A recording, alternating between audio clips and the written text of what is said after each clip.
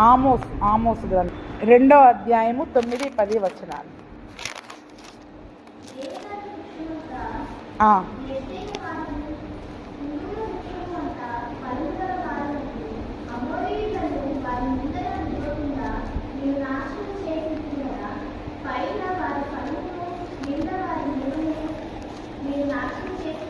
చాలు. ఇక్కడ అంటే వాళ్ళ బలం గురించి చెప్తా ఉన్నాడు. వాళ్ళు ఎంత ఎత్తైన వారంట? దేవదారు వృక్షమంత ఎత్తైన వారును సింధూర వృక్షమంత బలము గల వారునగు అమోరీయులను వారి ముందర నిలవకుండా నేను నాశనము చేసి తిని కదా, పైన వారి ఫలమును క్రింద వారి మూలమును నేను నాశనము. దేవుడు ఏం చేశాడంట?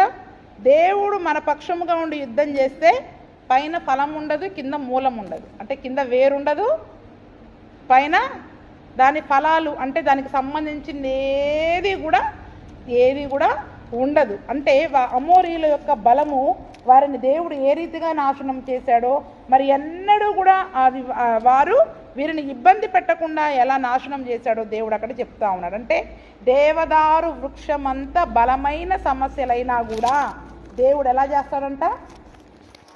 ఒక వృక్షం, ఒక చెట్టు వేరుతో సహా పెళ్ళగింపబడి సముద్రములో పడవేయబడును గాక అంటే ఏమైందండి చెప్పండి? ఎప్పుడు? విశ్వాసముతో, ఆవగింజంత విశ్వాసముతో మాట్లాడినప్పుడు. ఎంత విశ్వాసముతో?